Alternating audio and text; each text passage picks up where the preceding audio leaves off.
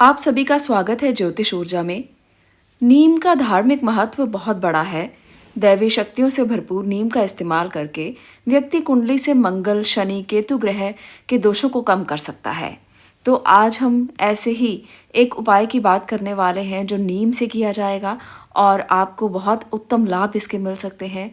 पेड़ पौधों से न केवल घर को खूबसूरत बनाया जा सकता है, बल्कि पेड़ पौधों का वास्तुशास्त्र में भी बहुत अधिक महत्व है और इसके साथ साथ ज्योतिष में भी बहुत अधिक महत्व है।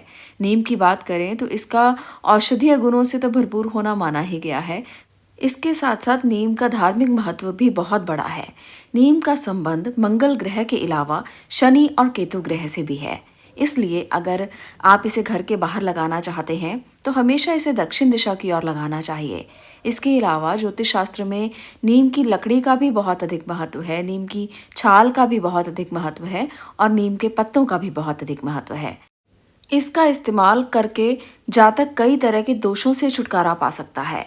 ज्योतिष के अनुसार नीम को बहुत ज़्यादा पूजनीय माना गया है, इसलिए बहुत सारी जगहों पर नीम से हवन भी किए जाते हैं। नीम का संबंध शनि और केतु ग्रह से तो है ही, इसका संबंध मंगल ग्रह से भी माना जाता है। इनसे ग्रहों को शांत करने के लिए बहुत से उपाय किए जाते हैं। नीम की पत्तियों का रस निकालकर नहाने से केतु ग्रह शांत हो जाते हैं, ऐसा भी माना जाता है। तो अगर आप भी अपने ग्रहों को ठीक करना चाहते हैं तो नीम के ये उपाय आप भी करके देख सकते हैं।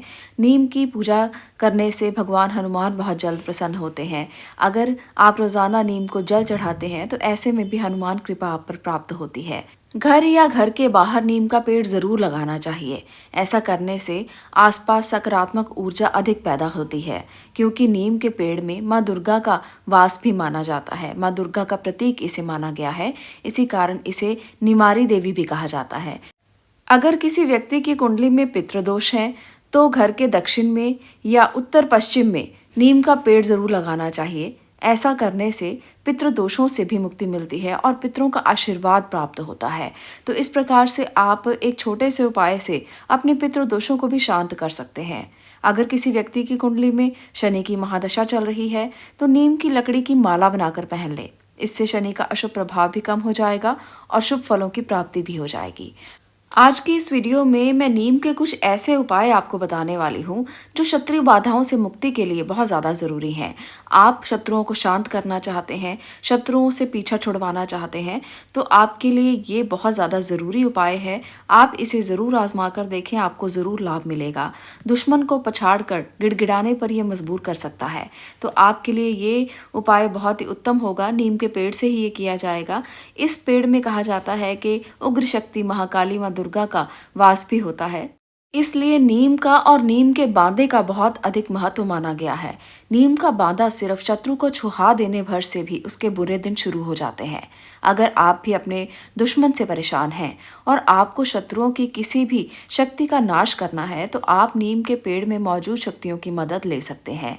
नीम के इन उपायों से आपको बहुत ही उत्तम लाभ मिल सकते हैं और शत्रुओं का नाश हो सकता है।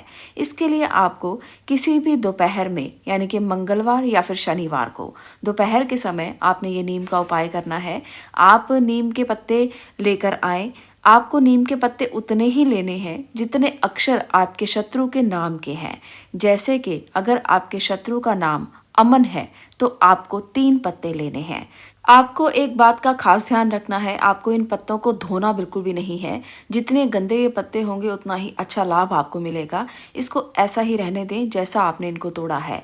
अब आपने एक काली स्याही से, या कोयला ले सकते हैं, काली स्याही ले सकते हैं, काला पेन ले सकते हैं, कुछ भी आप इस्तेमाल कर सकते हैं। आपने अपने शत्रु का इस पर नाम लिखना है। आपने अगर 3 पत्ते लिए हैं तो तीनों पर उसका नाम लिखेंगे। अगर आपने 1 पत्ता लिया है तो 1 पर लिखेंगे। अगर आपने 5 पत्ते लिए हैं तो 5 पर नाम लिखेंगे। इसका आपको ध्यान रखना है। इन पत्तों को जितने ज़्यादा बारीक करेंगे उतना ही अच्छा लाभ मिलेगा। नाम लिखकर आप इन पत्तों को तोड़ दीजिए, बारीक बारीक हिस्सों में इसको काट दीजिए। आपने इसको हाथ से ही बारीक बारीक तोड़ना है और इसके बाद इसको मिट्टी में मिला लें। अब जितने अक्षर आपके शत्रु के नाम में हैं उस मिट्टी के उतनी ही गोलियां आपने बनानी हैं। अब उन गोलियों को आपने अपने सामने रखना है और शत्रु के नाम के अक्षर के बराबर आपको ये मंत्र बोलना है। इस मंत्र का जप करना है। ओम नमो अमुकम हन हन स्वाहा। ये मंत्र आपको स्क्रीन पर भी नजर आ रहा है। जहां अमुकम है वहां पर आप शत्रु का नाम बोलेंगे और आपको इस मंत्र का जप करना है। ये मंत्र इतना शक्तिशाली है कि आपको किसी भी दुश्मन के प्रकोप से बचाएगा। आप जितनी भी बार इस मंत्र का जप करें, पूरी श्रद्धा और विश्वास के साथ करें। आपने जो नीम के पत्तों और मिट्टी की गोलियां बनाई हैं, आप उन्हें ले जाकर किसी चौराहे पर या किसी शौचालय के पॉट में डाल दें।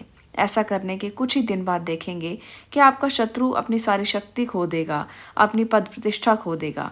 लेकिन ध्यान रखें, इस शक्तिशाली मंत्र का प्रयोग किसी के लिए बिना वजह ना करें, वरना इसका प्रतिकूल प्रभाव आपको झेलना पड़ेगा।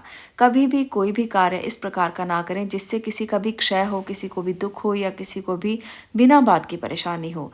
इनको आप ऐसा इस्तेमाल करें अगर आप बहुत परेशान हैं और वो आपका पीछा ही नहीं छोड़ रहा, शत्रु आपको बिना वजह परेशान कर रहा है, तब इनको अपना सकते हैं।